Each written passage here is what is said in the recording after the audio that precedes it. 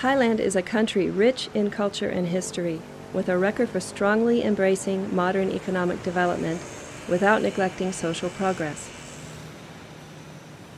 Since the early 80s, Thailand has felt the devastating effects of the spread of HIV/AIDS.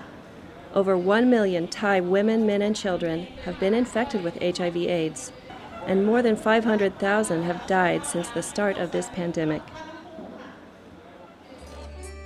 Dedicated campaigning by the Thai AIDS movement in recent years convinced the Thai government that it is the government's duty to provide effective treatment. One result was the implementation of an accessible and affordable antiretroviral treatment program for a large number of Thais living with HIV. Boripat Donmon, known as P.Mu, works with the Thai network of people living with HIV/AIDS, TNP+. P.Mu will be traveling to the U.S. together with 2 Thai campaigners to join a speaking tour organized by Oxfam America's U.S.-Thai partner, the Educational Network for Global and Grassroots Exchange. They will speak out against the proposed intellectual property rules in the U.S.-Thailand Free Trade Agreement. For P.Mu, it has been a long personal battle to access effective and affordable ARV treatment for himself and for thousands of others. We started our campaign on antiretroviral or ARV drugs in 2002. In the beginning, we established the Bio Club. The aim of this club was to help HIV patients to gain better access to cheaper and affordable ARV drugs. At that time, the public health system in Thailand could not sufficiently provide ARV drugs to HIV patients. This Bio Club brought cheaper ARV drugs from other countries, especially India, under supervision of physicians. Today, these drugs are provided under the government's healthcare scheme. The impact of a free trade agreement, especially the US-Thai FTA, is that the price of the medicine will increase, particularly the price of patented drugs.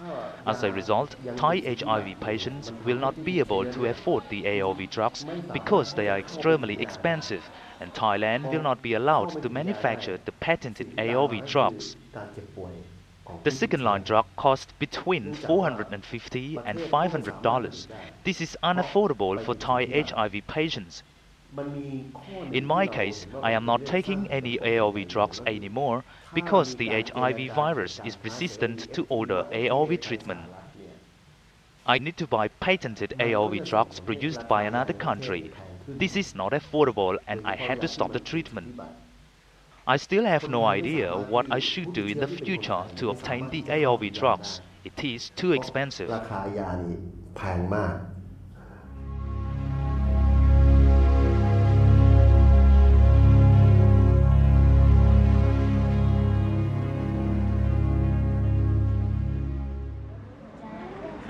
Sang Sari Timanka, P. Tui, is an HIV/AIDS activist working with the AIDS Access Foundation, a Thai non-governmental organization campaigning for greater access to antiretrovirals and other treatments for HIV/AIDS.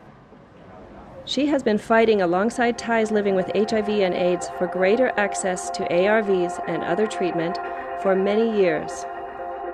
She has played a prominent role in the victories of the Thai AIDS movement. The possible FTA with the U.S. threatens to undo her hard work and that of other Thai AIDS activists. AIDS have been a problem in Thailand for 20 years. Back then, we didn't have any treatment. It is only in the last 5 years that we have an ARV program. We currently use a formula composed of 3 drugs as a cocktail for treatment. These drugs are now produced in Thailand by several companies. In 1999, there was pressure from 900 groups throughout Thailand for the Ministry of Health to provide free treatment.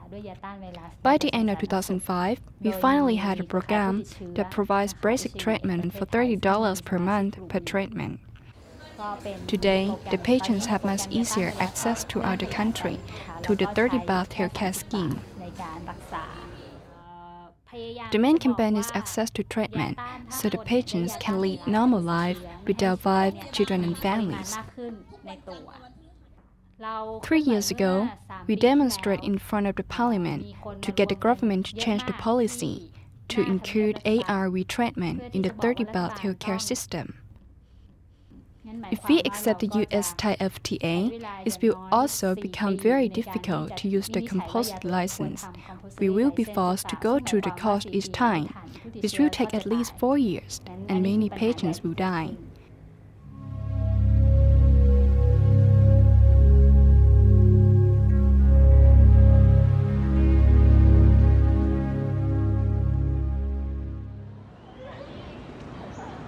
Professor Jiraporn Limpananont is an intellectual property and pharmaceutical policy expert at Bangkok's famous Chulalongkorn University.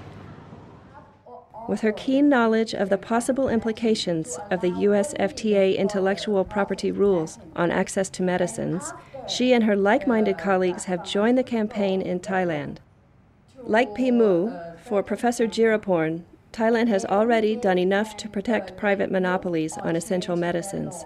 She thinks that it is time to restore the balance with public health needs. Today, Thailand's patent law is in accordance with international TRIPS agreement. 8 years ago, the USA forced Thailand to change the patent law before the TRIPS agreement came into force. The situation with FTA is similar. Thailand is being pressured to amend its intellectual property rights law, in particular the patent law, which will be more restrictive in terms of patent protection. This will cause the drug price to increase, and local drug companies cannot manufacture generic drugs that are patented. The U.S. is also pressuring Thailand on the compulsory licensing measure, which is also an addition to the standard TRIPS agreement.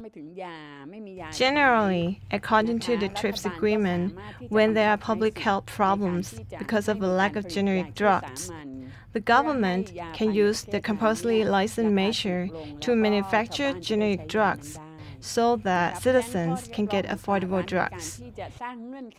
The U.S. requirement will make it very difficult for the Thai government to use the compulsory licensing measure. This will definitely be an important obstacle for the improvement of the public health system in Thailand. Intellectual property issues should be excluded from the negotiation because Thailand already follows the international agreement. These 3 Thai speakers, who have spent a large part of their lives campaigning for greater access to medicines in Thailand, are fundamentally committed to preventing the U.S. government from succeeding in its demands for stricter intellectual property rules in an FTA with Thailand. On Engage's speaking tour to the U.S., they will be explaining why. First of all, before making any agreement with another country, the Thai government should provide in-depth information, ask Thai citizens for their comments, and ensure people's participation in the decision-making process. Thai citizens should definitely be informed about the effects of the agreement. สำหรับโปรเจกต์ที่เราจะไปอเมริกา We are going to America to exchange experience on the work on access to medicine and to protest the US-Thai FTA. We will talk to several groups about the problems that have arisen with other US FTAs, especially regarding medicines that countries like Thailand need. I will go to the U.S. and discuss with my U.S. friends about the outcome of my research regarding the effects of FTAs. Hopefully, when U.S. citizens realize the situation, they will understand and help us stop the U.S. government's agreement with Thailand. The exploitation of smaller countries, especially trading benefits at the expense of people's lives, should not happen.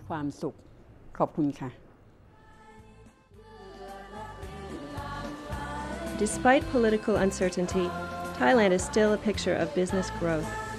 The challenge is that once talks with the U.S. resume, Thailand must continue its economic development without sacrificing social progress.